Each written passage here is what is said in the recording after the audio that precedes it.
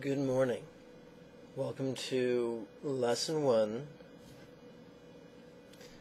Part 21. Don't worry, not all the lessons are going to be this long, but the first one is pretty intense. Today, we're going to begin like we start off this entire series. Just going to give you a quick heads up just in case this is your first video. This is, I teach a complete course in enlightenment, how to become a Buddha, or at least a very high Bodhisattva. It can be taught in 2 weeks as a 14-day intensive retreat, or it can be taught once a week as a weekly in-person class or a weekly group webinar.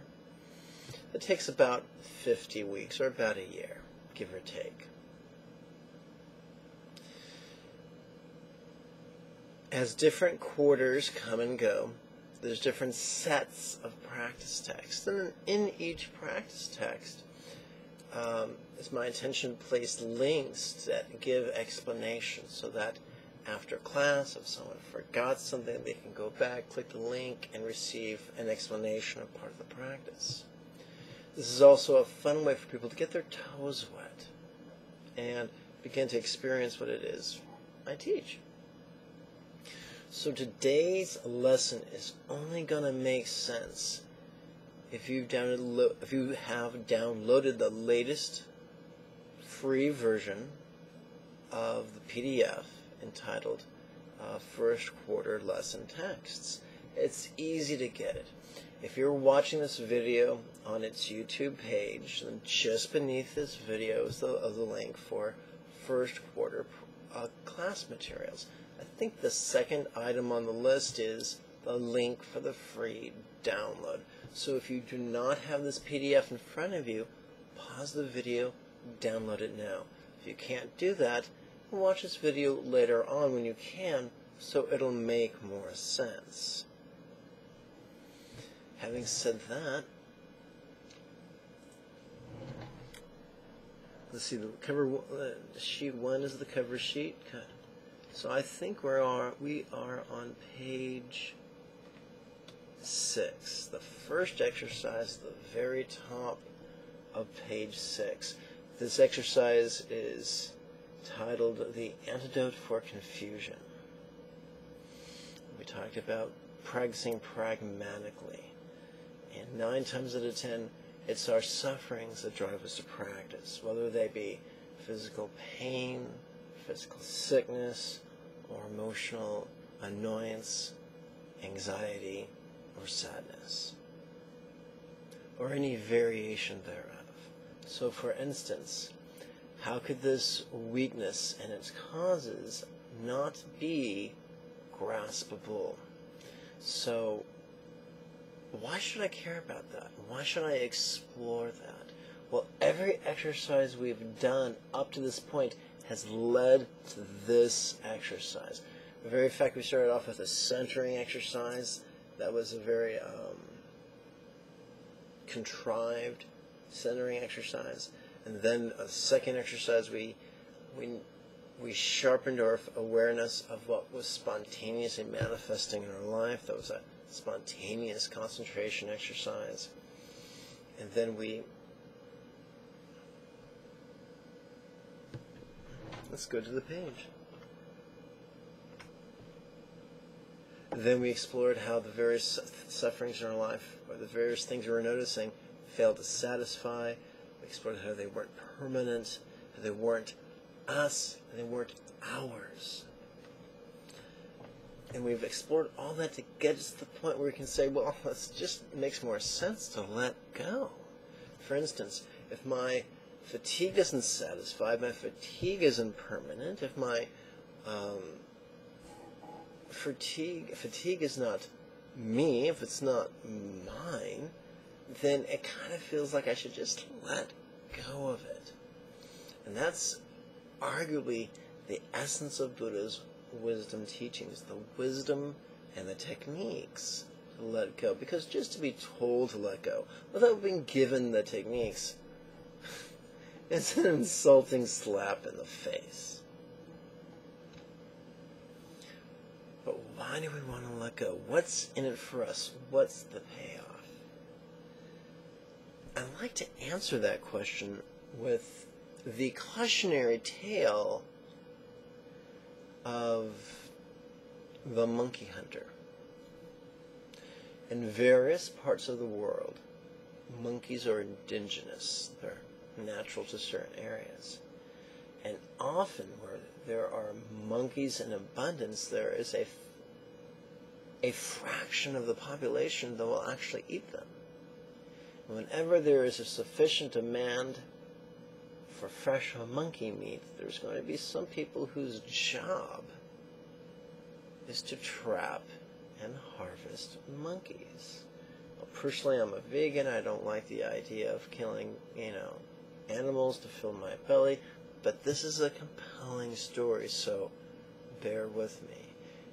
If you're a vegan, bear with me. If you're not a vegan and you like your meat, the object of this story is not to beat you about the head and shoulders with a block of tofu, I assure you. So I want you to go into your mind's eye and see a clearing in a jungle. I want you to imagine, and it doesn't have to be, if you're not comfortable using your visual imagination, just do it conceptually.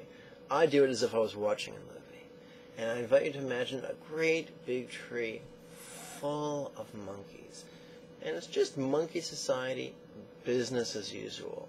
Some monkeys are chittering, some are silent, some are sleeping, some are foraging, some are grooming, some are playing. But all of a sudden, all of them stop what they're doing. They look in the exact same direction, and they tilt their head as if to hear better. For they've just caught the scent of the approaching monkey trapper, the fellow who has a specific route through the jungle and sets traps and then empties the traps on a daily, if not weekly basis. And these monkeys have shit fits. They scream, they bolt racing up the tree. They're shaking branches, they're throwing poo, they're screaming their little monkey lungs out. Obviously, the monkey hunter, the monkey trapper, not a popular fellow. And, from the fuss these monkeys were making, you'd think this guy looks like Rambo. You think this guy looks like Arnold Schwarzenegger from the movie Predator. He doesn't. He's just a simple, skinny fellow with a bunch of monkey traps hanging over his shoulder. And he's making his way into the clearing. And he takes out a hammer and sets the first monkey trap. The monkey trap is very simple. It consists of a wooden peg that's hammered into the moist earth of the jungle.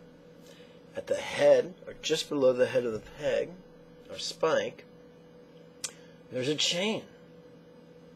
And at the other end of the chain, there's an empty coconut. It's about yay big, and there's a little teeny hole cut into the very top of the coconut. That's it. He hammers the spike into the earth. Out of his pouch, he pulls out a piece of fragrant food, and with a great flourish, drops it inside the empty coconut. And the monkeys are screaming, and they're shaking branches, and they're throwing stuff, and they're just having little monkey fits. And this is nothing new to the monkey trapper. And he continues off to his next stop on his monkey trap setting route. After a while, the monkeys stop shaking things and throwing things. After a while, the monkeys stop screaming. After a while, the monkeys stop looking around nervously.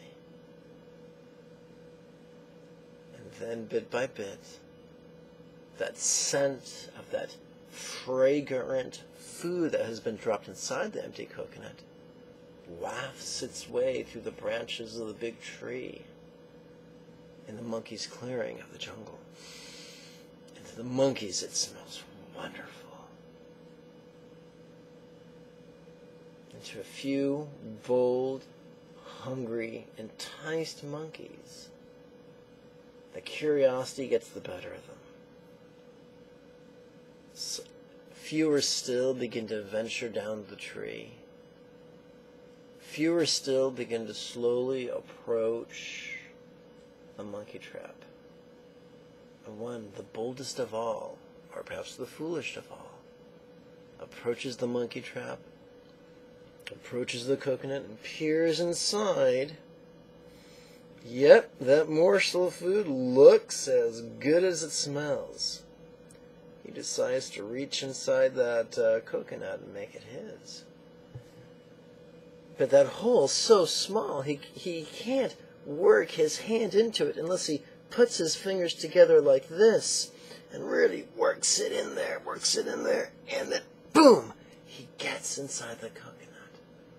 And he wraps his hands around the morsel of food, and oh, his mouth is watering and his stomach is aching from hunger, and he can't wait to put this thing in his mouth, and joyfully pulls his hand, and his hand is stuck.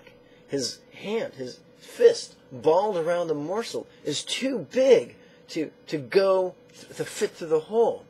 And he starts pulling frantically, and he starts screaming, and all the other monkeys run back up the tree, and they start screaming.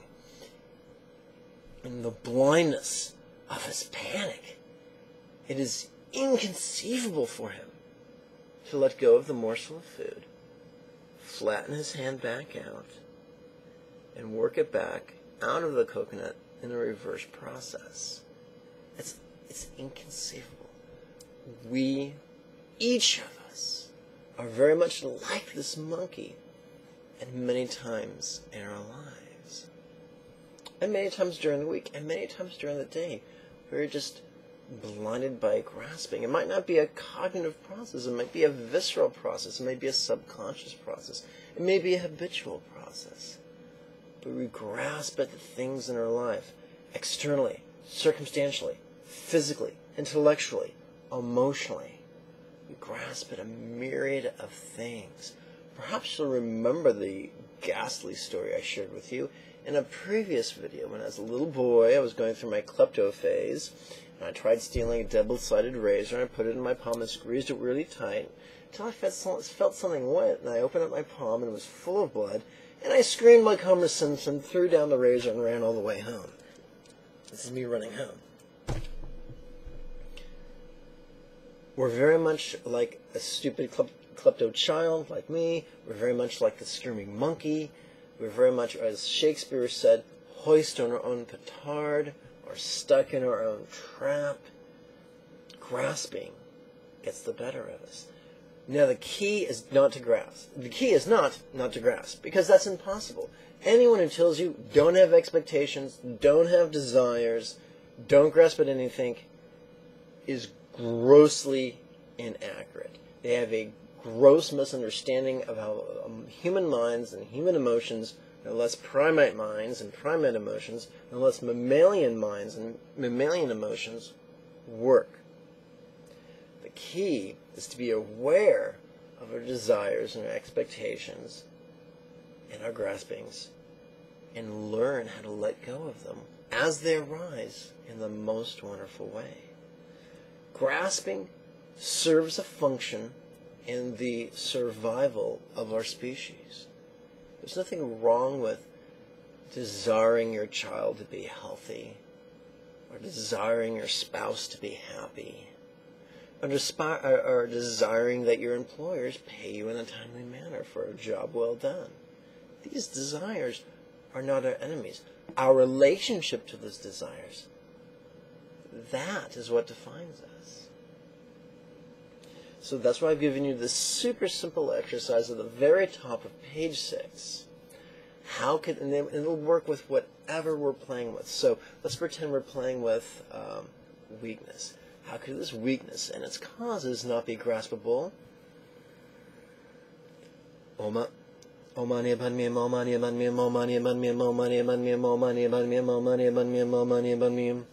could this pain and its causes not be graspable? Remember, these are rhetorical questions. It is not our job to answer them.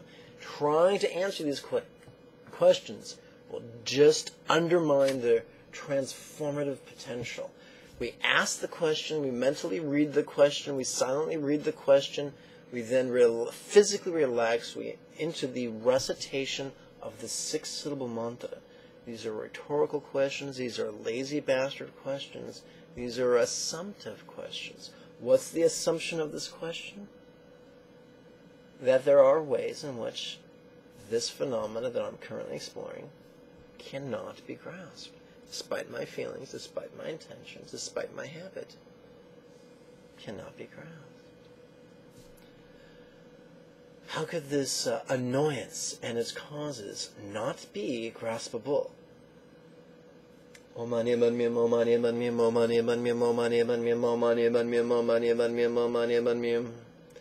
could this anxiety and its causes not be graspable?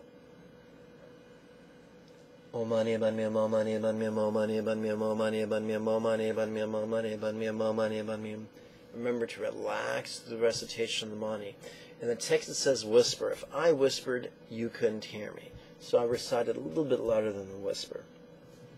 I feel comfortable reciting it 7 times per breath, because that would mean in 4 breaths it's a quarter mala.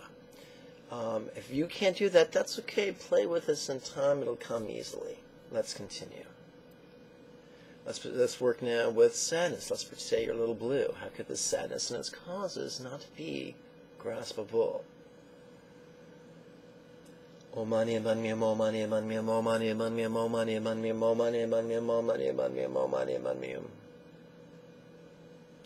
there you have it. You're one step closer to getting even better, noticing our grasping and letting go of our grasping. In Buddhism, letting go is not a one-time thing. It's a continual process. Check this out. Here's... Remember when you were kids, you used to watch the reruns of live-action Batman with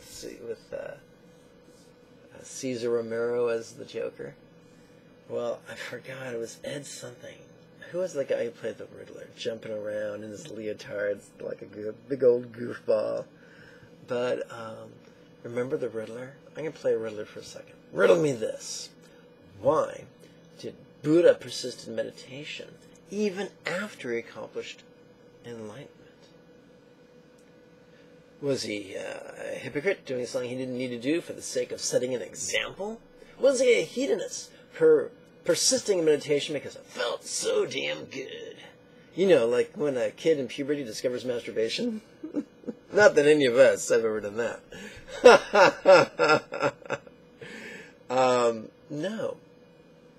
Buddha was acquainted with the interdependence of phenomena, how things affect other things, if not directly, then indirectly, if not actually, then potentially. Buddha was familiar with impermanence, how things are always changing. Seasons become years. The phases of the moon wax and wane from one to each other. The sun rises, the sun sets. Our chests heave and sink with the passing of our breath. We are in a world of constant change. And so it didn't take long for the Buddha to realize in his mastery of this wisdom that even enlightenment is subject to its causes and conditions. Even enlightenment is subject to change. So if you want to maintain your experience of enlightenment, you get to persist in the causes of enlightenment. So Buddha, even the fully enlightened Buddha, continued to meditate. So he would continue to experience enlightenment. And consequently be able to continue benefiting people with his insights and his techniques. So don't let some fool say, oh, you suck as a Buddhist. You gotta let go again, you big old meathead. No. Don't listen to your inner fiend come to drag your self-esteem into the meat grinder. No, no, no. We're always aware of what's going on and then let go of what's going on. It's a continuing process. In fact, if you do it right, it's a fun process. And it's exciting. I remember as a kid, like many hyperactive children, I got bored easy. And I remember lamenting about being bored. When you master, when you get comfortable with these exercises, life is a lot more interesting. A whole lot more interesting. And we'll explore that to a greater degree in a further lesson. I thank you for your time. Thank you for your kind attention.